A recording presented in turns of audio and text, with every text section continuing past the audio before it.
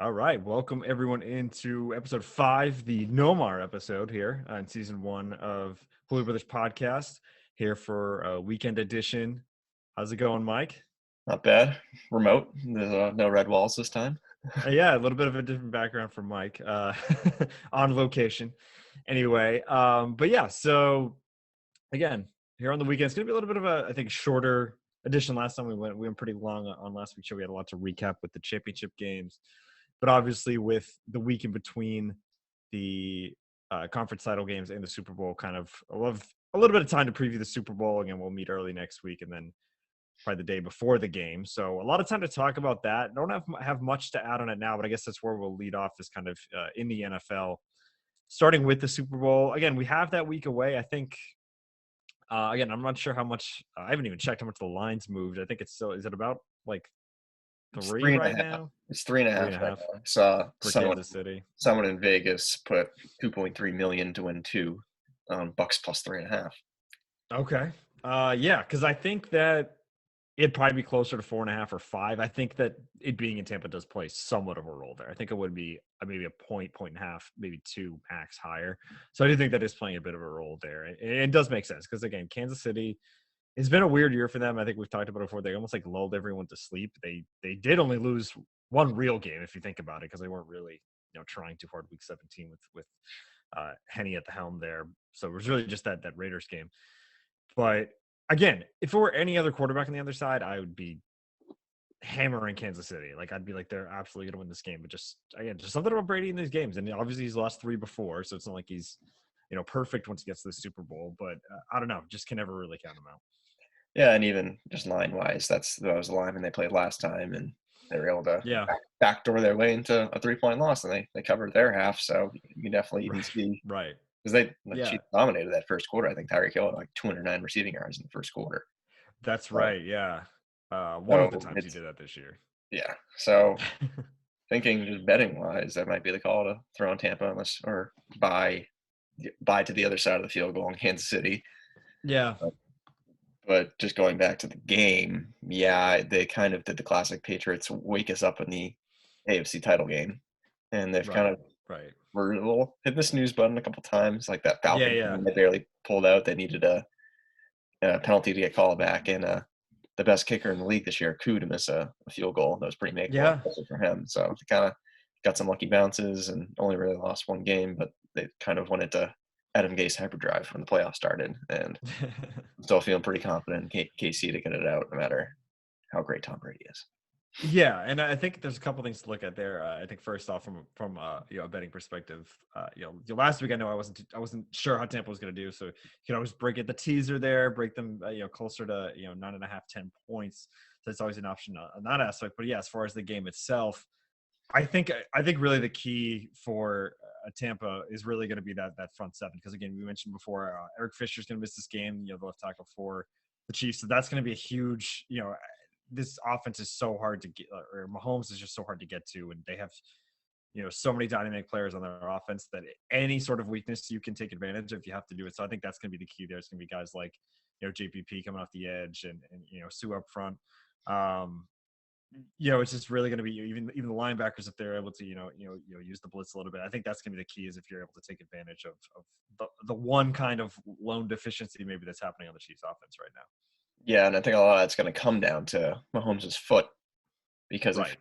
Which if seemed the fine last time. yeah, he'll probably shot up with more like painkillers again. But because if the left tackle is going to be out and Pierre Paul coming off the edge, we might see a Mhm. lot of rollouts. Like the time Roll us to the right. you Yeah. see him roll out to the right on a broken play and then just Yeah. chucks it in the middle of the field and no one's around Yeah. Kelsey I'm sure. 25 I'm yards. sure it'll work. Yeah. And I'm sure it'll work. might do a lot of quick screen passes to the speedsters of Hill and Hardman. Like you Right. saw how much yards after catch Hill in that play in the AFC Mhm. Championship game.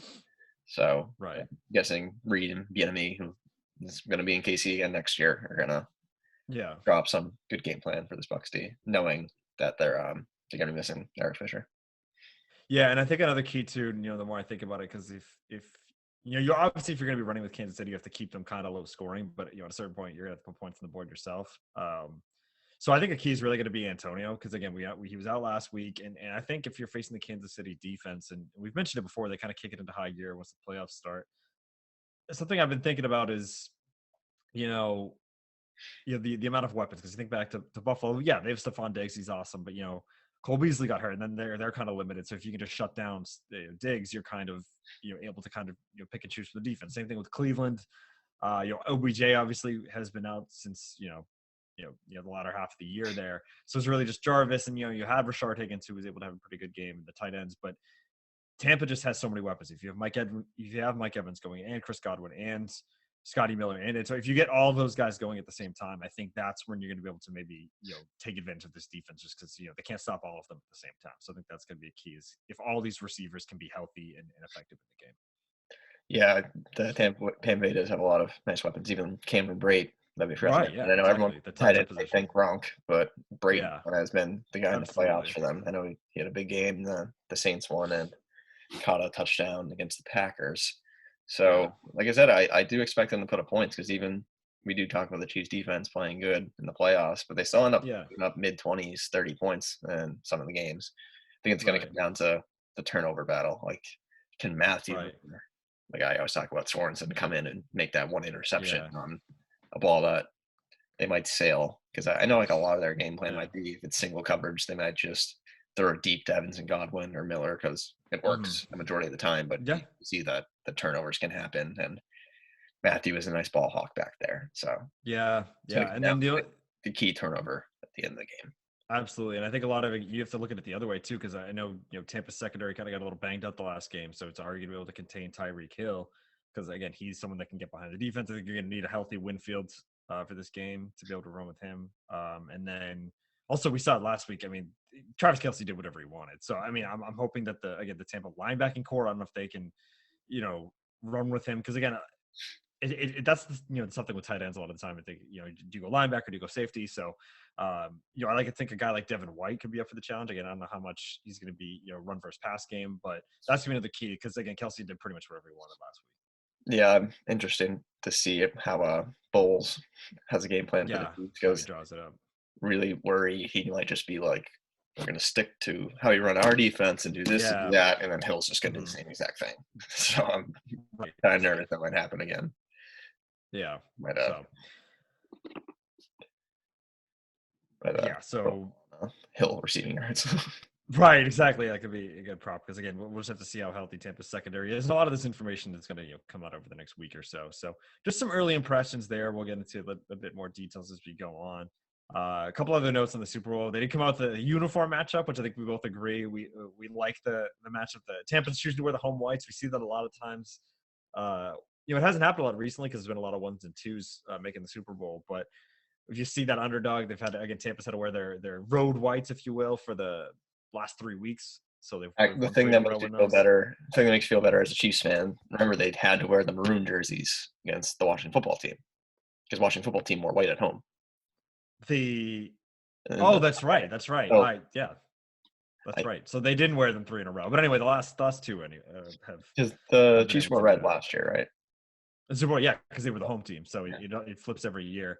It's good So, because and I I think like it's the just red jerseys a lot more than their whites. I know the whites aren't bad, but the red ones are kind of I yeah, a like lot those. more aesthetically pleasing. So we like the Bucks white too is a good one with the pewter pants and Yeah, yeah. it's a good patch too this year. I Good. like it. Yeah. Good uniform matchup. And then something I want to briefly hit on, and a lot of this maybe will come to light depending on how the game goes. But I think jumping the shark a little bit. But you talk about Andy Reid's legacy, and he is pretty much attached to Mahomes now. And you think about just where he's going to, and a lot of it depends on again how the game goes, and then obviously how long he coaches after this. But where he'll land amongst in history amongst head coaches. I think if you look at the last 20 years, he's got to be number 2, right? Oh, of course, yeah. Yeah, Be because again, and I think a lot of people give him a lot of gripe, and depending on whether it be his clock management or I think up until obviously last year he hadn't won the big one, but those are some teams that he got Philly to the NFC Championship game all those years and did make one Super Bowl, and I think it was time to just run its course. yeah. Obviously like a half a decade ago, whenever he switched from Philly to Kansas City, but I think if he's starting to win some, and yeah, you could say, yeah, it's all Mahomes or whatever, but I mean, I don't know. I mean, he fell to number 10. How much input he has in the drafting process, say what you will, but also I think he had a real good game plan. They had Alex Smith. They kept him for a year. Didn't rush Mahomes in week 1. He only played that 1 week at the end of the season. He didn't even play in the playoffs for them. And then he had a plan for Mahomes, and then built an offense around Mahomes. And a lot of that's the enemy too. But I do think he has to get a lot of credit for what he's done there. And if he's able to rattle off a few Super Bowls here, I think he does enter in a certain category amongst again the all-time NFL coaches. Yeah, because you can say anyone can coach Patrick Mahomes, but not really. Like in college, Cliff Mm-hmm. Kingsbury had a 500 or worse record with him, and Right. he was pretty consistent with, I'd say, average to above average quarterback play throughout his career. Yeah. Came to Yeah. McNabb and Alex Smith, and Yeah. yeah, he didn't end up with Vic, but he was consistent. He got his teams to the playoffs, and yeah, he might have blundered a couple times in the playoffs, but he got his bumps, got Mm-hmm. his bruises, kept on winning, and then, like I Yeah. said, set up a culture for Patrick Mahomes to come in and Yeah. So make again, thought. that's something that's started to kind of, I think, rear its head a little bit as he's made his second straight Super Bowl. And I think it really is just going to be all right. Let's revisit this, one, after the Super Bowl, and then two, kind of once he hands in the whistle for good, if you will, and hangs it up. So yeah, again, kind of just early thoughts on that. But I think if he's able to rattle off a few, I mean, you got to give it credit. I mean, sure, he has Mahomes, but like you said, if the right system's not there, we've seen. I mean, look at Deshaun Watson. I mean, someone who we're going to get to in kind of maybe a bit of a transition here, but who has this whole skill set, but he has nothing around him, and it's proved to be nothing. The best they've done is won the division, maybe won a game in the playoffs. But I'm not comparing the two because I do think Mahomes is on another level, as good as Watson is. But it's just, yeah, if the right system's not there, again, you're going to see that where they're setting record-setting numbers. The same thing with Stafford. Again, not to put him in the same echelon as Mahomes, but again, if the right system's not there, they're going to put up the numbers themselves and be great, but you're not going to win many games. So I think being able to put the team around Mahomes and set up the system for him is definitely a testament to how good Reid is a coach. Well, like I said, when we talk about the greatest coaches, Belichick had Brady, Walsh had Montana. It's just Yeah, it's it's not just your it fault you have comes a with good the territory. quarterback. You take Yeah, advantage yeah, of it and build a system right, around it. So kudos to him. right. It takes a good And coach it's to not like actually get there. and we mentioned how, I mean, yeah, they never won one, but I mean, he has like a decade plus of success in Philly with the different quarterbacks. It's not like I mean, not to, I know this argument started coming up with the him better than Belichick thing because of their career without their best quarterback. And trust me, I'm not saying anything along those lines, but it is important to note that, I mean, you take his career, you take Mahomes away from him, he has a really good resume as far as, good seasons, like you said, even with Smith in Kansas City, but also, looking back to McNabb in Philly. So um, it is something to consider that he does have a pretty good resume without Mahomes as well.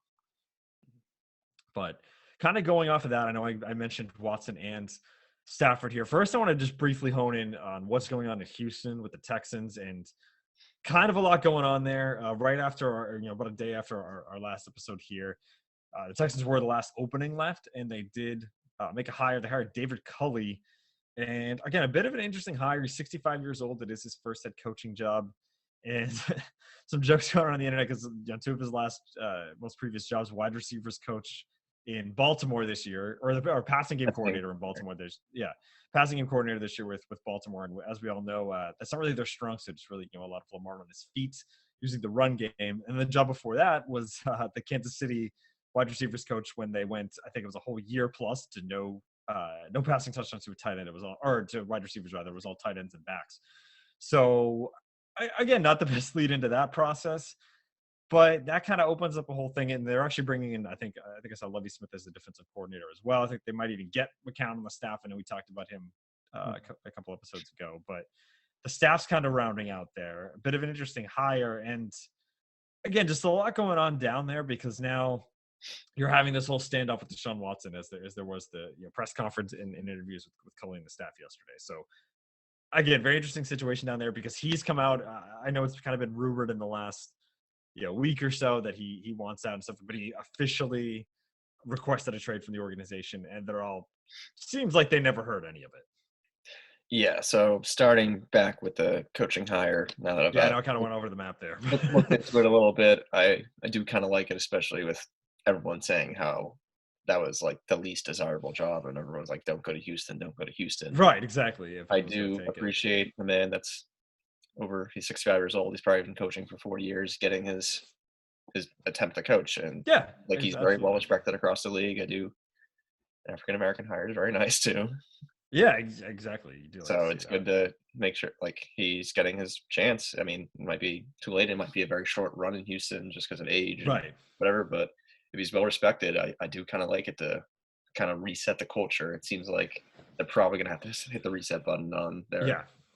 their run of losing in the wild card round before Right. Right. Yeah, that's a good run. they're but that seems like they need a reset button, and I do kind of like, Yeah. especially if they can get McCown in, just have Coley be in And there, set up a good culture. I mean, it might be yeah. a couple down seasons that are just kind of peaking, and then they might hand the keys to McCown at that point. But As good of a culture as you can get with Jack Easterby there and whatever yeah, so whatever else is going on down there.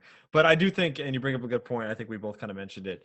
It almost seems like it is that transition period because I don't think you could have just handed those keys to Josh McCown. No coaching experience. Again, this too isn't the soon. NBA. It's not even MLB or any other sport where you can kind of just slide right in like, oh, you're a respected name. You come immediately from being a player to head coach, manager, whatever it might be. Football is just so different. There's so much that goes into it. So I think, yeah, maybe hiring someone who's going to be there a few years, then maybe transition to someone like Josh McCown afterwards. But yeah, just again, really a lot going on down in Houston between the coaching staff and like you mentioned, the situation with their players right now. Yeah, because like it's not like baseball when you see like a Kevin Cash or David Ross get hired, where it's kind of just Yeah. a computer up in the press boxes Hmm. doing half the managing, and you just want someone Yeah. to be there for the guys. Yeah. Which is Exactly. kind of the thing, but you can't really do that in football. No. You need to No. hire a whole Exactly. staff, get everything around you. Yeah. It's a whole culture. Yeah, exactly. And to hone in kind of on uh, the player situation there, because again, we've kind of covered the coaches, but again, there's this weird standoff now going on with Watson because, and I get it, both sides are entitled. I personally, I definitely see both sides of it because this is an absolute dumpster fire that's going on in Houston. I get Deshaun wanting to be out, but there had to have been some writing on the wall, man. And I get at the end of the day, you got to get paid, and you don't want to maybe risk getting injured. But like, I mean, you did sign this long-term extension like months ago, not even that long ago. And again, D Hop was gone at the time, right? Like he I think so. signed this Yeah, after Hopkins was gone. So the obvious shit. yeah, you're obviously already pissed there. Your offense is already weak in that aspect. O'Brien's clearly like, unless he pulled out some magic there and made another playoff run and went deep, I think he would have had to get to like the championship game for because even if he had a successful season and you win maybe the wild card game and lose again, like okay, you're just doing the same thing over again. So I think there's a good chance he would have been out the door anyway. And then you probably like, I mean, maybe he thought he would have been more consulted on the coaching hire, which obviously turned out to not be the case. So I do see the argument there. It's like, okay, well, maybe you shouldn't have signed that extension. But and again, both sides have every right to do what they want to do right now. If they don't want to trade him, fine. If he doesn't want to show up and forego his salary, that's fine. That he's well within his rights to do that as well. It's just a very weird situation that they're almost pretending like they haven't heard anything. Like, yeah, we're not going to trade Watson like that. David Culley, that's why I took the job here. It's the coach Watson. It seems very strange that they're not even acknowledging. It's just like, oh yeah, he's 100% going to be here. Like that they're not even considering the possibility that if they don't trade him, he might hold out and not show up anyway. Yeah, I feel like that whole conversation they had about him requesting a trade with like Easterby was kind of like that scene in Office Christmas Party. I know you can only really see it on the video feed. We're like, yeah, we'll trade you the wink, and then just like, yeah, totally, yeah. It's like we're not. Yeah. It's I feel like it's just like it's a very interesting scenario. I wonder if Watson going to end up going full Costanza, like just I was about to say that's what reminds me of the play now situation, except in reverse. Like he's not going in. It's like a yeah, reverse play now situation where it's like, oh no, I'm not showing up, and yeah, just kind of I'll see you in hell Costanza. But again, Watson, a guy who again, especially now, I think in an age where again you're seeing a guy like. And it's not even like an anomaly because you see, yeah, Tom Brady's 43, but Drew Brees is making it to 41. Rodgers is still looking good at 37. It's a league where Watson's, I think 26 right now. yeah, He could sit out a year, yeah, honestly. he can afford it. It's not like Le'Veon Bell where you're doing that, in your mid 20s as a back, and your shelf life's kind of, very limited, and you don't have much. Like Watson could be playing for another 15 years. So you want to take a year off now and really force their hand? Again, all the power to him. I mean, yeah, you're gonna have to give up, close to $30 million maybe, but and again, I'm not saying you should do that, but if that's something you want to do to get yourself in a better place, then he's well within his rights to do so, and I wouldn't be shocked if that's the case. Got some breaking news on Okay, the all Bleacher right, let's Report hear it. front. It's All right, related to this topic. All Deshaun right. Watson has removed everything Texans related from his social media profiles. Oh, that's big these days. Yeah. So and then An NFL quarterback. that goes with the news that I got from Bleacher Report as well earlier that J.J. Watt might be out at Houston. Yeah, They and believe that's he's going to be something. his last game. So seems like just an absolute dumpster fire down in Houston, Yeah, right? they need to completely reset, which is why I don't get like just you're gonna be able to get. I think either your old number 3 pick back or number 2 from the Jets. I think if you trade them to either one of those teams, you're going to get a top 3 pick. Either you get Darnold or Tua, depending on one of those teams. I know we've talked about a lot of scenarios in the past, but Or you if get one of or them. if you like a quarterback that's not Lawrence, you can just take him at 2 or 3. That's what I'm saying too. Like you could do one of those two things: either get the quarterback and then take a tackle, take again one of the wide receivers up there, maybe trade down and take a receiver. Yeah, you But probably getting that pick and the quarterback, or that pick and other picks, just you get your have draft options capital there. back. What's that? Just get your draft capital back. Exactly, because that's what you're gonna have to do. So, like I said, you can either get Darnold, the number 2 pick, and then maybe a few other picks here and there. Same thing with 2 and the number 3, or saying no, we don't even want that other quarterback. Give us 2. Give us your late first round pick. Give us next year for like you have the ability to. 3 And I first think a lot of rounders teams will do it. in a third. Like, I think at Miami, especially because they have a good team there. I think they do more so than the Jets do. So I think if you're Miami, and then yeah, you'd probably trade 2 in that situation because he's a young quarterback, and I think Houston would want some because I mean you're getting first round talent there, and you could, like I said, use that pick for another position or trade down even because there's going to be teams that want to go up there get a quarterback. If you have your guy in Tua, you can again do a lot of things there. And I know this kind of got floated this weekend, and I don't know how I feel about this, and I don't think it has any chance of happening. But what if just the for the number 1 pick? it could be There juicy. probably wouldn't be much with that. I think that would be Yeah, pretty. It wouldn't be as many picks with it. But or maybe one more after that. right again, it's not like this horde of picks that you'd see, and I guess probably one of the situations where both sides wouldn't want to do it. I guess, but Yeah, I don't know. Watson's proven himself. We really think Lawrence is going to be fantastic at this level, but you don't know it. yeah, So that is the advantage if you are them. I don't think it's something that will happen, but I wouldn't hang up immediately if I were Jacksonville. Just yeah. because I'd listen. Watson's proven himself to be a top 5 passer. I'd listen. Yeah, exactly. But again, a lot going on with Watson. Like I said, he removed all the Texan stuff. Breaking news, heard it here. But and then there's a few other moves going on I want to talk about as we kind of wrap up the NFL portion here. A lot going on in LA as well, because again, we talked about the non-committal response to by the kind of the Rams management regarding Jared Goff. We're even hearing more this week that even if they don't make any moves and stick with him, it could be an open competition between him and John Wolford. But now we're hearing, I think, a lot of chatter of Stafford heading to LA. That seems to be the new hot rumor as far as the Matt Stafford front goes. Yeah, I don't know. I'm probably in the minority. I still like Goff. I still think he needs a Mm-hmm. couple more years in McVay's system. Maybe like, Mm-hmm. so I feel like the Rams were kind of my sleeper team the entire year until the Goff until that Jets game, and then the Goff Yeah. the week after. Mm-hmm. I Yeah, but thought they were gonna have to maybe do this from the wild card, maybe have a run like the Bucks are having right now. yeah, So I it's still would play it out, and especially with how much money still left. The same thing as Wentz, they have extensions that are right up starting next year. yeah. So, and I selfishly kind of want Matt Stafford in Indy after talking about it last week. Oh no, See, no, I don't. Now I'm really getting because you talk about a guy who's kind of wasted a lot of his career. We've said that about guys before, just especially in Detroit. I think we've seen it with Barry Sanders, Calvin Johnson, and now we've seen it with Matt Stafford.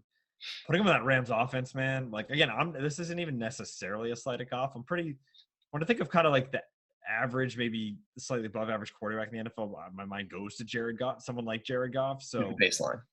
yeah, I could see them wanting to. Again, we've done the same thing here. We're kind of getting the same results. Maybe it's not even a slight against Goff. I think I would really like to see Stafford in that offense, and see him get to the playoffs, see what he can do. And again, it just seems like the Rams, whether it be McVay, whether it be the front office, they just seem very non-committed. It's almost like, can you go back with Goff at this point, True. especially with the ideas floating of again having an open competition with him and John Wolford, who looked pretty good. But I'm just saying, like, I'd be a little kind of pissed off if I were Goff in that aspect, and maybe would want a fresh start somewhere. True.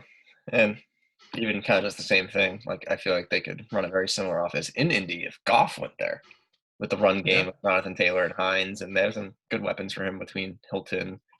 Um, who's the Pittman? yeah, He yeah. was pretty good in his rookie year, along with like I think Pascal. Pascal, yeah. So they Good run game. yeah. So like I mean, Yeah, if it's pretty much over and the relationship between yeah. him and McVay and the front office is fried, Stafford make them an interesting contender, and then the Colts could be a very pesky team with Goff. So wouldn't mind that Again, I little think mini carousel switch around. right, exactly, and that's the thing too. There's gonna be a lot. We've talked about it last time. Could be the potential. And I meant to do this before, and maybe we can Because do it also on. like I don't think Goff can go anywhere cold. We saw him I even was about to say, even golf in New England, yeah, maybe not. or Chicago because I'm just thinking of that game in Chicago when they played. Yeah, They won when the Rams made the Super I mean, Bowl. yeah, I think yeah. he had like 100 yards and 3 picks, and it was like the week after the Chiefs game. Just like That's actually true. And you bring up a good point as far as the because he went to Cal, then obviously he's been in the Rams these years, and then that's it's just funny because all these dominoes could fall. Because again, I was saying I meant to do it before this one. Maybe we can do it early on next week's show. But I almost wanted to go through the list and just be like, all right, let's go through each division, go through each team. Who 100% has their quarterback in yeah, place this year? And I think we're going to be surprised at like how like we'll probably have a mix of like yes, maybe, and no. Like yeah. I think it'll be pretty even because now I'm even thinking about a lot of possibilities, and then I'm like, oh, maybe because again, something else I want to talk about. There's been a lot of rumors of Jimmy G maybe making his way back to the Pats if the Niners choose to move on, and if the Niners maybe strike out on again the long shot that is Aaron Rodgers because it seems like he's going to be going back to Green Bay, or if they miss out on Deshaun Watson if he ends up going either staying in Houston or going to one of the AFC East teams. Maybe they go after a guy like Goff, and then we see kind of that domino. It's like okay, well Stafford goes to L.A., Goff goes to San Francisco. Just kind of a lot of different Because then things that can happen there. I do find it very unlikely they would give him to a divisional opponent. I guess that's a good point. I mean, because So, I but always then, but think then of but then you can think of like, oh, if they strike out everyone, Shanahan might want Cousins because that could that's open up true. Then Cousins goes to San San Francisco. Maybe Francisco and Goff then goes because he's in a cold weather Minnesota. city, but he's in a dome. I Yeah, don't know. It's just like a lot of things that could happen there. But it's going to be exciting, I think. I mean, it might turn out to be a little more boring. People might just stay where they are for the most part, yeah. but the potential to have a lot of dominoes fall here. And one more thing, again, we'll keep our maybe I'll prepare a list for next time. We can talk about the QB situations across the league. But Yeah, a whole off. again, yeah, and then the draft opens up a whole nother avenue thing because again, the Patriots trying to get a guy here. Do they try to draft? Get a lot of time to figure that out. But one more thing we have to hit on is again the newest coach besides David Culley to get a head coaching job is Nick Sirianni in Philadelphia. And boy, that press conference yesterday and again, not to hate on someone. I know public speaking is a very hard thing to do, but if you're going to be an NFL head coach, I think it's something that you kind of got to get over and be good at. And a lot of question marks, a lot of looking down at the notes. I know if you're watching on YouTube, you see what I'm doing here. But a lot of head going down, back up at the notes. Just a very confusing press conference there from Nick Sirianni. I don't know how much confidence you have if you're an Eagles Yeah, I'm probably not the one to make fun of public speaking. The fact that being a podcaster is, I can't believe it. Even me saying this, fan. I'm kind of just mumbling in my words just saying this. But oh my God, Yeah, was that brutal? He you're not an NFL head coach. Yeah. yeah, he just like we got to set up a culture. It's easy, so it's like easy for us to throw passes, but not easy for the defense to read us. But we're just Yeah. they're just like what? Culture. Yeah. Like what? Systems. Yeah, Yeah. systems. That was his big word. Systems. Yeah. Like, what are you doing? So Especially how rabid that Eagles fan base can be. Just yeah, and I'm hoping it'd for be a the best little. for that guy. Yeah, no, it's not even like a situation where it's like, oh, this team, they're just missing this one. It's like, no, they got a lot going on there. The quarterback situation's kind of a mess. The whole team in general. So we'll see. We'll see what shakes up there in Philly. But yeah, not the most confident press conference we've ever seen. But yeah, again, we have about a week and a day. Or we're talking on Saturday now, so about 8 days till the Super Bowl starts. We'll have again a couple of shows between now and then, so we'll be able to dig into a bit more NFL between the Super Bowl coverage and the ongoing Texans drama, the QB drama, kind of going on around the league. So we have time to talk about that. I do want to shift gears now to the NBA. So again, what we typically do with the sports leagues here, we're kind of leading with our the hometown team here in Boston. So we're gonna start with the Celtics. We talked on Tuesday; they had a kind of impressive game against the Bulls after a very strong weekend. I think the weekend before, but that game in San Antonio, I was able to kind of watch most of that game. And really, it just seems like the Celtics started that game in San Antonio looking pretty good. And then about 6 minutes, maybe you could even argue the whole second half or second quarter rather, but it seems like they chugged 10 beers and started playing 2K. Like they had no idea of like, or even put the controller down at times. Like it just Texting 29 their to 6 girl. run. What's that? Texting their girlfriend. It was like, oh, crap. Yeah, like it just seems like, oh, I forgot I left the controller on, and because it was a 29-6 run to end the half, so they were up about 10 or so at one point, and then it ended up going to a 14-point lead for San Antonio at the break. I just never seen anything like that.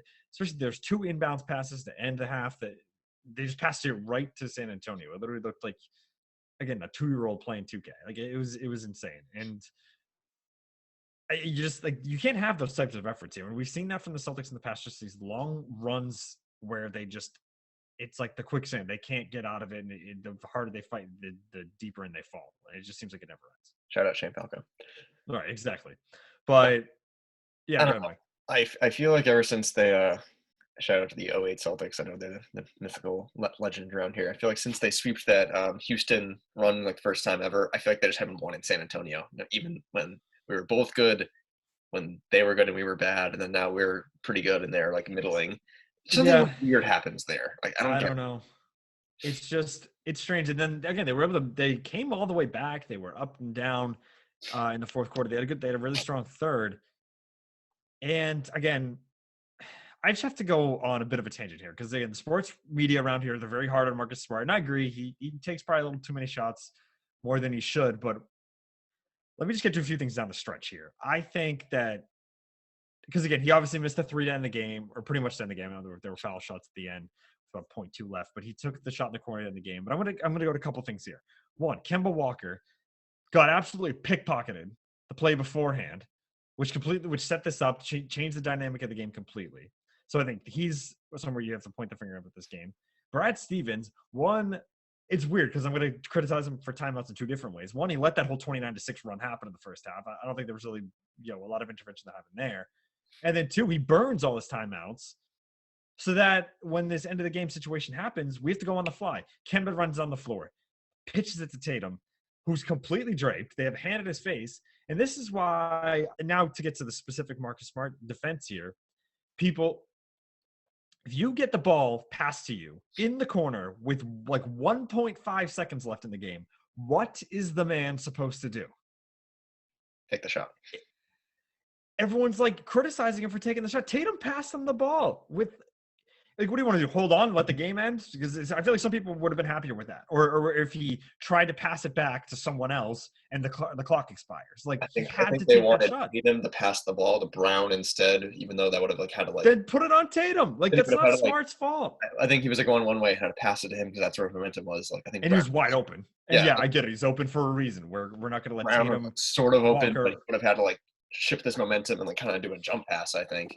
It's just it's mind blowing. Like I could not believe what I was seeing on Twitter from again this like sports radio around here. This isn't Marcus Smart ISOing for 20 seconds, holding the ball, then That's jacking bad. one up. That's bad. Yeah, that's bad. There's no excuse for that. He's I the think the fourth option Detroit on the game floor. kind of blew by taking Yeah, out. and there's times, and even the Peyton Pritchard game winner, where he took it to the rim. Like, yeah, I don't think that was the best strategy either. And Well, I critique mean, that, fine. No, I'm just saying, like, you can have. There's an argument there. yeah, There's no argument here. He was in the corner. They had no time to drop a play. Kemba ran down the floor, threw it to Tatum. Great defense from San Antonio. We're not going to let Tatum take this shot. Kick it to Smart in the corner. He has no time. He has to take that shot. There's absolutely nothing else he can do. He takes the shot, clanks off the rim. Again, there's a lot to the critique game about didn't Marcus come Smart's down offense. to a missed three that he shoots like I think 47% from the Yeah, it's just it's mind came blowing. down to Brad playing too many people. I think his rotation was like 12 man. It was 12 before Grant even got in. Grant didn't even play the first half, and they managed to get 12 guys in the game. Yeah, everyone's been playing. Yeah, so rotation's too big. Too many times, like the timeout situation was awful. Yeah, You lost by 3. You gave up. You literally passed away 4 points in the first half. Yeah. It was a 29-6 run on top of that, and then the Kemba got pocketed. And then the fact that you had an open 3 to force overtime was kind of. Yeah. It was the first game with everyone playing. It's going to take some time to get Mm-hmm. into your final state Yeah. for this team. You just got to you kind of have to roll through the punches in late January as you go into February to get everything right. Yeah, it's just that's just the it just drove me crazy. I was fuming the other night. It's just like Marcus Smart didn't touch the ball in that position until he caught it, and like there And was less than 2 seconds left. if you He want to couldn't get do mad anything at else. Marcus Smart, you can get mad at him for having the same amount of shots in the game as Kemba Walker. Right. That's another argument. But that exact situation, there's Yeah, nothing else he could have done. Nothing like else he could have done. that. Like the takeaway, if you want to be anti Marcus Smart, say pull that snippet of the box score. Don't look at Yeah, that. it's Don't look more at of a that. macro versus a micro argument there. Yeah, Yeah, it's completely different. And again, I think I even texted you the meme. It's just like that shot could have gone in, and everyone around sports media would have had the Paul George, Dame Lillard quote that I don't care, it was a bad shot. It's just like people, I think, literally wish Tatum. I don't think they could have played better defense. It was yeah. hands completely. I don't even know if he could have got a shot if he wanted to. People preferred the Heat like that than Marcus Smart wide open in the corner, and I don't know. I don't know. I just had to go on the right there because it drove me crazy. Because I think there's a lot to critique about his choices on offense, but that's not one. Not one. Well, yeah, kind of going off what you were saying, another takeaway I had from this game, this bench sticks. The top four is great, and there's guys who I think on the bench that could be good, like ninth and 10th man, but they're asking them to be sixth and seventh man, and it's not working. Yeah, the Teague and Thompson have not been what we asked them to, and Thompson's luckily, been kind of rebounding well. That's about it. yeah, But I think Teague had a first good game against the Bucks, but since then he's been pretty garbage. yeah, Luckily, we're and getting Savior back tonight. oh, Pritchard's back tonight. I think so. That's at least, Okay, well that's good. Again, we shouldn't be relying on him this much. He's probably like yeah. seventh, eighth man at this point in his career, and we're pretty much asking to be the sixth man. It's insane. It's So yeah, whether it's Neesmith has looked good, I will say, much better. but Yeah. again, Whether we shouldn't be through relying on him that much. the buyout market or using that trade exception, I think we need one more bench piece. I love Redick. Yeah. I mean, it's just scoring off the. I mean, I'm still on the IT hill, but it sounds like that's further down the line. He's gonna be playing for Team USA, which I'm happy about him and ISO Joe. Quick little tangent there, coached by Joe Prunty, the great. Hopefully has his backpack ready to go for the USA tournament down there. I'm not even sure what is it, like the America Cup or something. I don't know. Joe Prunty. I don't know what it is, but I'll tune in. What's that? He's like a Joe Prunty with his like black jacket, purple shirt, and like blue tie. The grown-up Jonathan Lipnicki look that he's got going on. Jerry Thornton. But Jerry Thornton, yeah.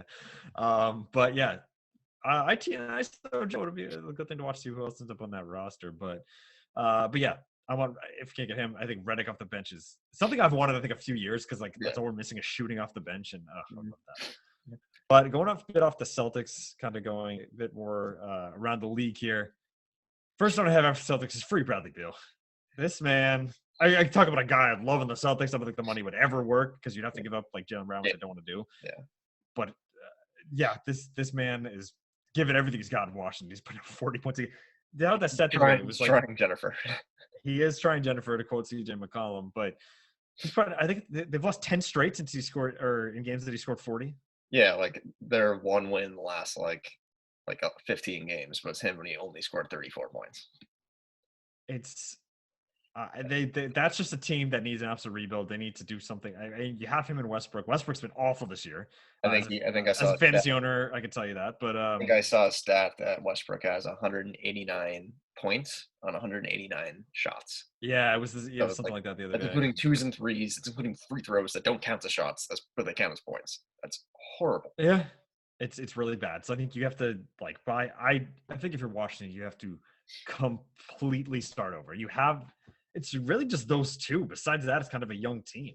Not that Bradley Beal's not young, but like Devi, obviously in his what's that? Like the Devi guy they drafted. Yeah, a lot of European players. Rui, my boy Rui. I do like Rui. Yeah, I think you just gotta get like some sort of just young players back and completely start from scratch. Even if you can't get a lot for Westbrook, maybe buying him out. I don't know how that will work, but you can get a pretty big haul for Bradley Beal, and I think there's a lot of teams that would want to add him. Again, I wish it could be the Celtics, but I just that man is it's just not working. He's doing everything he has. He's putting up fantastic numbers, but he's trying. He really is. He's not even getting anything from Westbrook, who again should be his best teammate. But you can just see the physical pain of him at the end of games. It's like a lot of great images on the bench. 122, 106 with 3 minutes left, and like you see his teammate airball 40 points. Yeah. Oh my god. It's a great meme out there. I said Yeah. it's last night we were talking. It's pretty much comparing I'm rooting COVID right now, just like sitting there, just trying. I'm trying here, but Want this to be struggling. over. Want this to be over, yeah. So yeah, free Bradley Beal.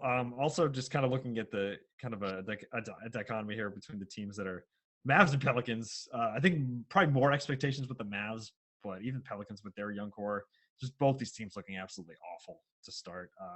Porzingis has looked terrible from everything I've seen. Just has not played out well. Luka's frustrated. So those are two teams that are really on the bottom here, and you have to wonder kind of what the future is for them. I think the Luckily, Mavs kind of. Oh, sorry, go ahead, Mike. luckily the Pelicans had a big win last night against Milwaukee at home. Mm-hmm. But yeah, again, they kind of have a younger core. You do wonder if I think they mostly stick with who they have, except Lonzo's been terrible this year as well. But then again, Yeah. a veteran guy like Redick, do you just go completely young and maybe try to get something for Redick on the market? But yeah, really not seeing a lot there. Brandon Ingram is really stepping into his own along with Zion. Yeah, he's been great.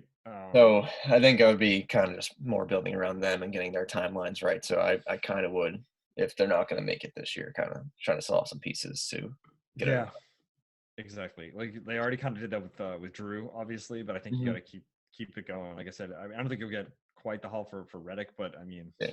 if you can get anything for him just to get younger, I think that's a good idea for them. The Mavs are kind of just stuck where they are with what they have, I think, for the most part. Talk about I think money could work like this, maybe to spur some life into them. Bradley Beal. Rather be able to, yeah, they have the cap space. I'm just Yeah. saying it just stinks with well, at least I think they do because it's weird because like obviously Porzingis has a big contract. Lucas still on his rookie deal. So Yeah. so yeah, get someone like Beal in there or whatever it is before you have to re-up Luca. But yeah, Porzingis hasn't looked good. I don't think you think you're kind of just stuck with him. I don't know anyone who's really don't want to take him on right now. So Knicks you're gonna fans, just kind of have to make it work. What'd you say? Knicks fans are happy because I think like production Obviously, wise, Jimmy. Julius Randle is kind of like doing what Porzingis has done at his best. So Yeah, Randall's had a good year, and I think that's something we'll talk about. I know All-Star voting just opened up, but I think there's going to be some tough cuts this year because you talk about a yeah. guy like Julius Randle, a lot of first timers that are going to try to get in Zach LaVine, Jaylen Brown. So I think once we get closer, we'll have a better idea what's going on there. But yeah, they're kind of just stuck Mhm. in the mud right now, anyway. But if you talk about kind of the other side of the coin, tops of each conference. The Sixers have looked strong. They had a big win against the Lakers the other night. We'll kind of get into the Lakers have lost 2 in a row here, but on the other side of the conference, the Phillies look very strong, very impressive so far. Whether it be the Doc Rivers effect, Joel Embiid slimming down a little bit, getting some shooters around him. I think a combination of all those things is why Philly's been good. But on the other side, look at the Western Conference. The Jazz have won 11 games in a row and are top the Western Conference. They've been without Donovan Mitchell their last 2 games, but it hasn't slowed down their winning streak. So they're kind of the 2 hottest teams, I'd say, in the league right now. Yeah, I definitely see the weight loss of Embiid has been key for them, and I think they're finally trying to get. I think Rivers just kind of figured out how to get Simmons and Embiid to somewhat play Yeah. together, and Seth Curry with the shooting and the GOAT, Shake Milton. Man, somebody help me. Great Yeah. tweet. But yeah, I think to get the Brett Brown out of there and kind of change up the culture. I mean, I still think I don't think they can make Once the championship. playoffs come around, Yeah, they yeah. might. Because again, like they did almost beat Toronto the year they won. Like I think they can make some noise in the playoffs. I just don't see them getting to the finals. Were they up 2-0 that series? No, I thought they were. I thought it was I think they're 2-0 up and then 2-1. Toronto I in think they're 4. up 2-1. Okay. Yeah, because I remember. We'll have to stat check that. I weirdly thought that was the case, but yeah, maybe No, because I think I remember I was out with coworkers on I think it was like a 2nd of May. You remember where you were for that game? Yes, it was game 3. I remember Embiid going off, and it wasn't even close. So I remember they won game 3. Oh, I'm so sorry. I'm thinking I completely crossed. I was thinking of the Toronto Milwaukee series. Milwaukee was up 2-0. That's okay. So I was right about that. All right, my bad. I completely screwed that up. But when okay, at least I we was right. Yeah, but when we flipped to the Jazz, they've been Yeah. unbelievable. I mean, like they kind of to a slow start with that was all led by Mitchell getting off to a slow start and started going on this winning streak with Mitchell going off. And I think the key player for them is I'm looking at their stats right now. No, their second leading scoring is For the Jazz? Yeah. Is it Jordan Clarkson? Jordan Clarkson, averaging Yeah, picked him up on waivers. 17.9 Great points a game. signing. 17.9 points a game, and they're just consistent. I mean, I think we kind of expected Mike Conley to step in last year and get him to this level, but he kind of Hmm. between injuries and him just playing bad, he didn't really get there. But Yeah. he's having a nice bounce back here for them, and then with Yeah. Gobert, what he does on the glass and the defensive Hmm. side, and just it's a very solid rotation with Conley, Bogdanovich, Gobert, Joe Ingles, Royce O'Neal. It's Yeah. yeah, Yeah, they're really coming into form, and I think once Mitchell's back and healthy, they'll even hit another gear. But Clarkson seems like the leader in the clubhouse for six man of the year right now, and I see that you're laughing about something, so I'll that's let you go another ahead and Bleacher take it. Report update to go back to football. Lions head coach Dan Campbell says trade talks for veteran QB are hot and heavy. Oh, Dan Campbell, was it Jake Jarmel over here? My God, uh, multiple Seinfeld references. But we'll yeah, never stop those. But oh my yeah, it's God. good. It's good to see that the Jazz are giving the Lakers some run for their money, as I think they're the clear favorites to win it all again. Hmm. Yeah, for sure. Um, Now I'm wondering. We'll go off on a tangent later about this time. I'm wondering if I nailed that reference. I was confusing him with the guy with the glass. Who's the glasses guy? Bit of a Seinfeld tangent here. One's Jake Jarmel. One's there's another J name. Anyway, I'll figure it out. But Jake anyway, John is the one guy. yeah, okay. So I was right. I'm thinking of the stopping out for Juji Fruit. Who's that guy? It's a similar name. Anyway, sorry for everyone on the bit of a Seinfeld tangent there, but yeah. So then that sets up. I know we talked about we talked about the Lakers still. I think are the favorites. Big game in Boston tonight. Lakers Celtics at 8:30. Hopefully we'll have a good one to recap on the next show here. But they seem like they typically step up to the occasion against the Lakers. They either pull off a victory or at least keep it close. I know last January they came into the Garden. I was actually at the game and they completely stomped the Lakers. So wouldn't hate an effort like that tonight. Also, I think the game that was in LA last year was Tatum's kind of coming out party. He had his first, I think, real big game that started his stretch against LA last year. So hopefully we'll have a good game either way tonight. Yeah, it was the game in Boston, the blowout, the juice poster. I think you were there for that, and then I was, like I said, I was in the building. yeah, It was very exciting. and I was then, hoping for a good game. I thought we might lose. Fun fact: again, we had partial season tickets last year. Obviously, did this year, but we were undefeated when we were in the building. So all right, I missed one game on a work trip, but Caitlin was there, and yeah, so yeah, we were undefeated last year. We missed our last game against the Blazers, but I think we ended up winning that game. No, we I was actually played lost. Anyway, I was 0-1 anyway, I was 0-1 at the Garden last year, but it that was insane Rockets game, which is yeah, one of the last games pre-pandemic. So. yeah. Um, I remember being there and seeing like a notification that CJ McCollum, because that was when it was really bad, starting in Oregon. He was like, "I'm not shaking hands anymore." The fans, right. like, and then well, Then the Rudy Gobert yeah. like tap. So But by the way, uh, I did fact. Sorry if I wasn't listening. I was fact checking our Seinfeld. Jarmel was the glasses guy. John Germain was John Germain. So the the two JJ names. I'm very disappointed in myself. John Germain. So we'll have to. Yeah, everyone forgive me. oh yeah. So what's that? The big game tonight. Yeah. So yeah, we'll just see how that shakes out. We'll see. I know Davis and LeBron are both kind of questionable. I think at the end of the day they'll both suit up, Yeah, especially LeBron. yeah, I think Davis sat out against Detroit to be ready for this. Yeah, Yeah. exactly. Because that's another thing that I think our guy Greeny pointed out with Kevin not playing back to back. It's like, all right, we'll decide like don't play in the first game if the second game's harder or something like that. So similar type of deal there. Anyway, so now just to stick on basketball, just a few notes for college. I know again there's been a lot of cancellations going on, so it's hard to kind of get into a big flow here. But Baylor and Gonzaga continue to be the top two teams in the country. A few games on the docket today. I know you mentioned we have Iowa and Illinois and then the big that was sorry, go ahead. So going back to the whole Baylor and Gonzaga, they had some routes this week. Gonzaga beat San Diego 90-62, and then I remember was their Tuesday or Wednesday? 90-62. That's funny. I think I looked at the spread. It was 27. So the that one just hit. Baylor game the other day when they won 107-59. I think they started the Who game. Is it? The Baylor game. You sent me the graphic. It was like against K-State, right? When I started 17-2. Yeah. I think the first half spread was 14, and it was like 5 minutes into the game they're already covering. I think I follow a guy on TikTok, and he was just like, "This is unbelievable. They're already coming."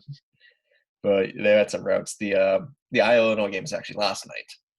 Oh, okay, got it. and it was a pretty good game. I didn't watch, but I was following it on my phone, and it was kind of just heavily contested the entire time. People that were watching were raving about it. I think it was a 4-point game with Illinois in the lead, and Bohannon went up for the layup, and there was an amazing block that was originally called a goaltending, and they reversed the call. Oh, They okay. reversed the call, and then I think they got it back within like two, but then Iowa hit their free throws, and they ended up winning 80-75. Okay. So that was a big So win yeah, for 19 Illinois beating 7 Iowa. yeah, yeah. So hopefully there's some big games on the horizon here. I know, yeah, SEC Big Ten Challenge today. Some of those games have obviously been canceled. I think Kentucky, Texas Kentucky, got Texas, yeah. canceled because Texas of COVID. only played with 8 people the other night and without Shaka, Right, and I think they kind of shut right. down. Yeah, Yeah. Michigan, Indiana was postponed today, but Hmm. I mean that was not part of the challenge, but the Yeah. So it's the big one, I think, as far as at least the rankings go, is typically a football matchup. I'd say yeah, Alabama, Oklahoma. they're It's playing right typically now. a Actually, it's Oklahoma's up 17-15 at yeah. the That's typically 8-minute a. timeout. I know we saw that Tua versus Kyler game. That's what I got to the first round of the playoffs a couple of years back. So, but yeah, just seeing it on the hardwood today. Yeah, Yeah, again, yeah. a So few yeah, other Texas games Tech, to look forward to. LSU, Florida, West Virginia, Auburn, Baylor. Yeah, so Yeah. hopefully good slate tonight. If again, I know it's kind of yeah, maybe not too much to watch today. I know I'm kind of starting to get football withdrawals a little bit, so those are there if we need them for sure. And then yeah, so again, we're just kind of I think just counting down the days to March Madness here, and that'll obviously be a very exciting time once we get there. But it's like a few more things to cover here. We want to briefly hit on some, unless you had anything else for college basketball, Emily. No, it was kind of just No, more just breaking down the SEC Big yeah, 12 yeah. and the What we got? couple of ranked What, games like the Battle of Virginias, and so yeah, absolutely. So then we'll shift gears a little bit to NHL. Again, starting with the hometown team, Bruins continue to roll. They're really just beating up on Pennsylvania lately. 2 wins against the Flyers last week, heading into the weekend, and then 2 wins against Pittsburgh this week. And you brought up a good point. I think my setup here. I'm not near my TV, but I think we have to start having something on live during the games because I think we missed something that happened either right at the time or kind of towards the tail end of our last podcast. That Pittsburgh 3-0 in overtime that they completely biffed. I was like Letang and Malkin, and they just they didn't even get a shot off. It was unbelievable. It was actually crazy, just a complete three on the goalie. I think that's a situation where you'd usually seen that move before where it's a 2-0 where the goalie just dislodges the net on purpose because you're like, well, it's a penalty shot. I'd rather just face one guy than two. Um, so yeah, that's kind of funny. And then unrelated, or I don't know how related, probably unrelated. Kind of a bit surprising that the Pittsburgh GM walked away as well. Yeah, that was a puzzling thing to say. Like he just kind of got up and left. But Yeah, I yeah. think you So I kind of think could see that that in the was. effort of the Penguins on like their second night in Boston. I think they kind of just wanted. Mhm. I think it was the end of a long road trip for them. I think they just wanted to get home Yeah. to the group because the Thursday night game was kind of a very much Get out of town game. That's the thing with yeah, these 2-game series. I think you're starting to see that the road team, if they lose the first one, they're just like, especially let's if just get it's out of here. like if because like they're especially because I feel like they're doing 2 series on the road because we saw the Bruins did 3 on the road, 4 at home, and now I think we're gonna go Hmm. to Washington play 2, and we're playing Washington tonight. That'll be a big game Yeah, yeah, that's for true too. Yeah, Chara. big Chara revenge game. So yeah, a couple big games tonight for the hometown teams. Then Yeah. yeah, both facing kind of the class of the league, if you will, because if kind of transitioning there. So yeah, just got a quick recap around the league. So I took a look at the standings now. Looks like we have Columbus, Washington, Toronto, and Vegas atop all the divisions. But Montreal also looking strong, like you mentioned as well. 5-2. They just haven't played as many games as Toronto, which is why they're ahead of them in the Yes, the Northern Division. goal differential wise, they are tied for the league lead with plus 13. They've scored 33 goals this year in Mm-hmm. seven games, which is pretty remarkable. Which is Yeah. even more remarkable is that they're tied with Dallas at plus Mm. 13, and they've only played 4 games. They've Right. outscored Oh, yeah. teams Geez. 19-6. So Yeah. And defend then Western yeah, Conference champions, good. yeah. So yeah, I think that's again kind of just a quick recap what's going on in the league. And also, I just think just one more thing on the Bruins that I think everyone's kind of been impressed with is their defense because you obviously you lose Crew, you lose Chara, and it seems like the defense has held pretty strong to date so far. Yeah, it's nice to see Lazan and McAvoy. That pairing's been looking pretty good, and always Carlo is very good on the defensive end. So Mm-hmm. Yeah, absolutely. So again, that's something that, again, I think especially once football wraps up, we get deeper into the season. We'll obviously try to hit on a little bit more NHL. Maybe again get some of our experts on once we Yeah, kind of this hit is our stride here. definitely I our think we have. fourth I sport, think and if we're I think starting we to have a lot college, of. It's probably our, or at least for myself, maybe my weakest sport. But I think we have a lot of good resources yeah, keep me as far as involved. our friends go to bring in. So we'll have to definitely do that down the line. And then we'll kind of wrap up here with some Hot stove. MLB talk. There's some hot stove. So we're getting Heat heated up warm a up a little. little bit as spring training gets closer. If there is spring training, I don't know. Let's light up the oven here a little bit. So big trade that hit last night actually. So probably good timing that we had our call today. So one of the best players in the league, best third baseman in the league for sure. Nolan Arenado out there in Colorado at the time he was, and now he is on his way to St. Louis in a big trade. So the Cardinals never really shying away from these big moves, I feel like, in the past. So as infuriating as the Cardinals are, especially their fans, um, they're going to have a really impressive team this year. And it's just kind of strange because it seems like mostly a salary dump for Colorado, huh? Yeah, they gave him the extension, and then they realized this they didn't have the pieces because they were in the wild card, like they beat the Cubs and Yeah. they were into the Brewers. Yeah, they were in the Brewers the year that they were the best team, and then they lost to the Dodgers in seven.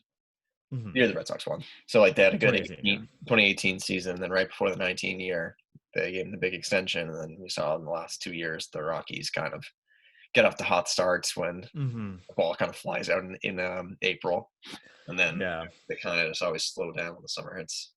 Yeah. So I think they kind of just But realized that this extension were kind of just rotting away, so they just wanted to clean the books and give the guy a fresh start because I think they just talking about all these trade rumors kind of a little bit angry. And he's like, "Well, I signed this extension because I thought you guys wanted me, but then it seemed like right. you really wanted to get rid of him." So I think it was kind of like a Watson thing, like, "Hey, you don't like just get me out of here." Right. And then that's like a little different because at the end of the day, the Rockies are the one that kind of, you know, Yeah, made that move. But I think, yeah, the Cardinals are going to be a really good team this year. I think they were, kind of, a team that was kind of, in the middle of the pack here, but I think they really made a statement here. Obviously, the Dodgers are the best team in the league. Padres are looking strong as well, but, they're kind of get themselves into that conversation. And they're even taking a look today. I think it was, I have Danny Vietti here, one of the MLB guys on Twitter, posting their potential starting lineup, and it's very strong. You talk about Tommy Edman, Nolan Arenado, and Paul Goldschmidt as your top three. Dylan Carlson, Paul DeYoung, Dexter Fowler, catcher, Harrison Bader, and pitcher. That's a very, very strong lineup.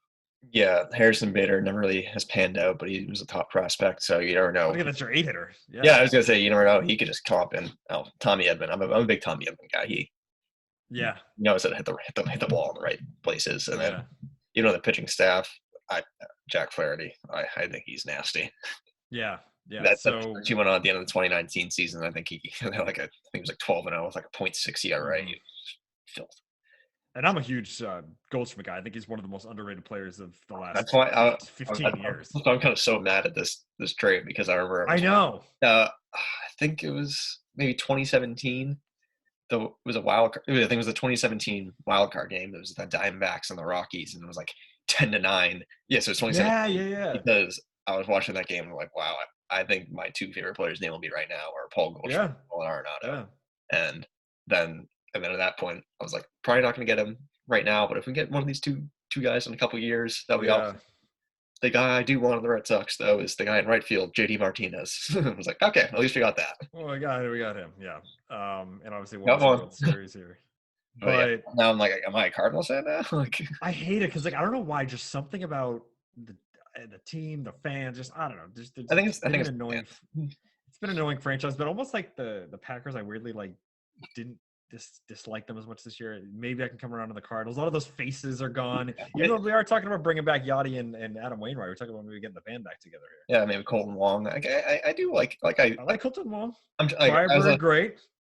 as I'm getting older, I'm trying to distance myself. I'm like, there's no like Chris Carpenter and David Yeah. Eckstein. Like, I don't need those guys around. It's a Hmm. different team. Like, if I like the players, Yeah. like, gotta get rid of this. I think Arenado's going to look great in that uniform. Oh yeah, The Cardinals do have a nice classic uniform. I got to give them that.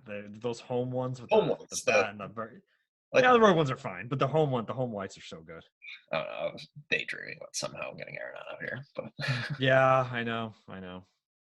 But yeah, we're budgeting or something right now. I don't know what the deal is with the Red Sox, but Nicholas. yeah, just to kind of quick hit on. We have like a lot of hot stove notes, but they're all ones that are kind of quick.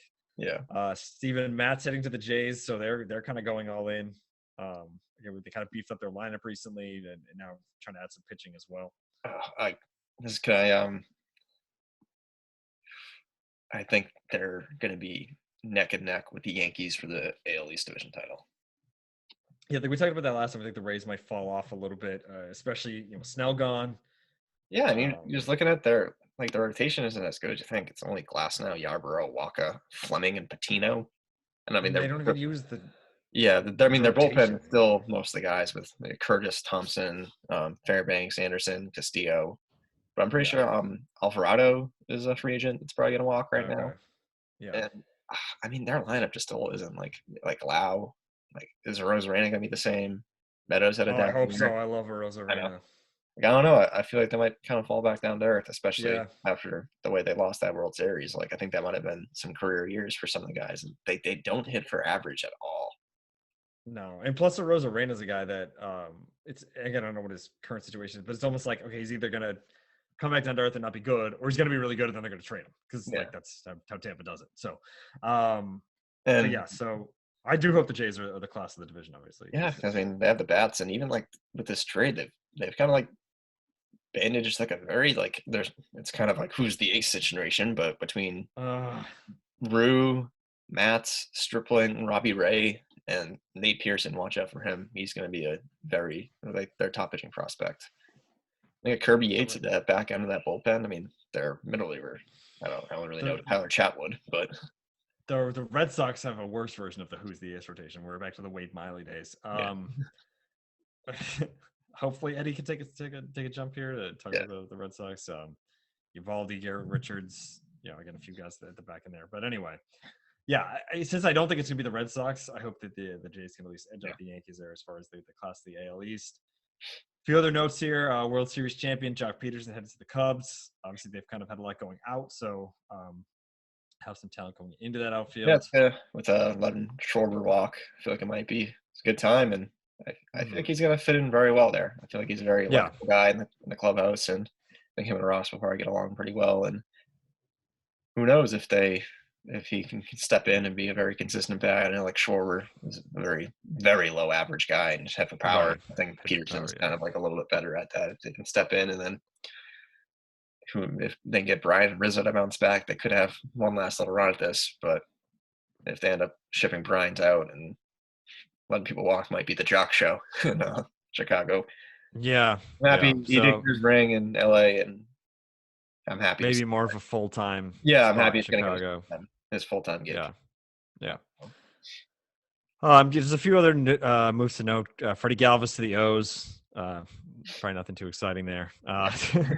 Brad Hand going to the Nats again, try to boost up their pitching staff as they try to make another run after a bit of a down, just weird 2020 for them. Yeah, We mentioned last time they added Lester as well to the rotation. So and um, nice Schwarber off the bench too. yeah, yeah. So yeah, I like what they've done. Again, AL East or NL East rather should be competitive. Yeah, keep up with that because guessing one of the next notes is that the Phillies re-signed Didi.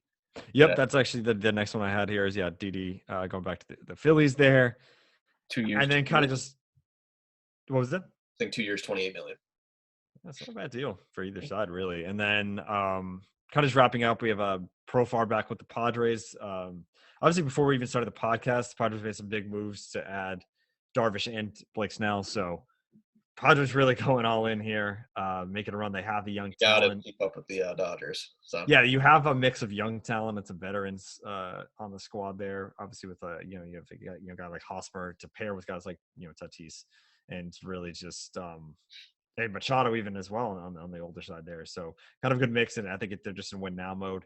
Going to be a very competitive NL West, and then obviously whoever doesn't get there is going to be a very prime contender to host a wild card game. yeah, and Profar's good with depth because I mean they have that loaded infield with Machado, Tatis, Hosmer, and your boy Cronenworth. Yeah, Jay Crono, another Firebird. Yeah. It'd be good So the way that Profar can step in at second base when Cronenworth needs a day off, and he can play pretty much in the outfield every day to go along with yeah. their outfield. So I think it's a good move to retain him. I know the Red Sox were looking at him too, but I think kind of got Mhm. the vibe he was coming back, so that's why we went Kike. Well, no, they were interested. Interesting. Sorry. Yeah. Always interested. But yeah, so we'll see. I feel like I obviously got very into the playoffs, but I almost last year was just so weird. It started so late. Games got canceled. I feel like I never fully got into the season, so I'm excited to I think I have a full normal season coming up. I think I was mainly just into the NL West the entire year between the Padres and the Dodgers, which Yeah, wasn't yeah. a bad call for me because the You Red know, yeah, right. exactly. It helps with the girl from being a huge Dodger fan over there, Mike. So Yeah, I had a lot of games you were watching. So yeah, that's a race I'm very excited to watch. I wonder if the Padres can quite because we know they're going to be good if they were in any other division. I would probably be convinced that they had a good shot at winning it, but Dodgers are just such a wagon out there. it's so Everyone funny. Like just they Shane, like Jock's gone, Baez is gone. Like they even traded Stripling last year, and it was just it's like like they're back end they've guys lost so almost. many people, and it's like it does. Like Hernandez is on the Red Sox now. It's like they lost so many people. Right. Still look at the roster, like it doesn't matter. No, because you still have. I mean, even Like just in the outfield, Gavin Lux is still gonna step in. take over in left field, right? Like more, no, he's a second baseman. Oh, sorry. He's just gonna step in and just be. He's like the top 10 Yeah, prospect. And but it then won't. you talk about I mean you have Bellinger and Betts just set, so that's 2/3 of your outfield already figured out, and then slide in whoever and left. And Chris Taylor can play left field. Like Right, Chris Taylor, move him around, get some pop off the. I do want to see what Rios's role is going to be this year because again he yeah, DH'd a lot of the games, but he's kind of like in the infielder type there. I wonder if So they can still Turner's still a free agent. I wonder if they can bring him back, or if they might want to go young and let just slide with Rios, yeah. yeah, because then even the problem is Again, a lot of options is what we're yeah, getting at here. I'm thinking like left field will probably be like a revolving door between Taylor. I know like Beatty is a first baseman, but I think he can also play Mhm. the outfield and Yeah, but you got oh, 2/3 of your outfield just set. So two of the best players in baseball. showed up at Um, Beatty the walk off home run in one of my Dodger games I've been when you're out there, yeah. covered by And then one and a half obviously if with the walk off home run. obviously yeah, and then obviously a fantastic pitching staff too, and I expect them to be right back in the thick of things Walker in Buehler 16 2021. strikeouts in that game. Shout out. Yeah, you saw some good action out there. Yeah, I was there the weekend when they had three straight rookies hit a three straight walk off home runs between Beatty, now Red Sox Verdugo, and Bill Smith. And then Oh, yeah, exactly. that time I was out there before was that was when the race was pretty heated. And Mhm. I flew in on a Thursday. They lost, and then Friday night I went to the game, and now Red Sox Hernandez at a 2-run home run in the eighth, and then the next two nights for the Matt Kemp show, I love Metcalf, one of my walk all-time off home favorite run and players. walk off like double the gap. So plenty of Dodger excitement out there. Kind of was never really big on them. Like I was kind of like not that I didn't really hate them. Uh-huh. Like, I liked the Cubs a lot. I liked Yeah.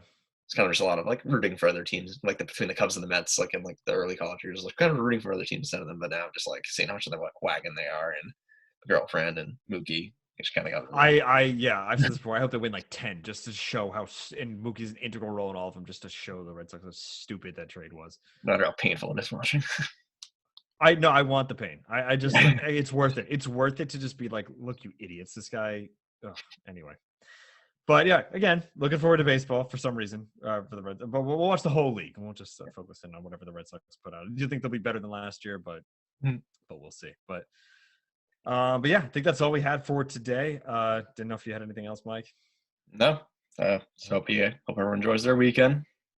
Of course, yeah, and like I said, we still have probably a couple more shows till the Super Bowl, and that's kind of the main focus here, and a lot going on in the NFL, but also tracking the other leagues as we did here. Kind of went through the lineup here and kind of hit on everything a little bit. But yeah, that should do it for today's edition. Again, thanks everyone for tuning in. I know I posted and shared the new Facebook and Twitter page, so we'll post the episodes there. I'll probably retweet and share them from my personal account as well. Certainly appreciate all the listens, likes, shares, everything that you can do. Anyone out there, even if it's just a small group of you, we do really appreciate it. We have fun doing this twice a week, so really just thanks again to everyone, and we'll talk to you next week. Mike, do you have anything else? No, Enjoy your Saturday. Of Thanks, course, everyone. we'll be back probably just early next week. And until then, as Mike said, hope everyone has a great weekend. Stay safe out there. I know it's freezing, so stay warm. At least if Mhm. you're up in Boston. So talk to y'all next time. Later.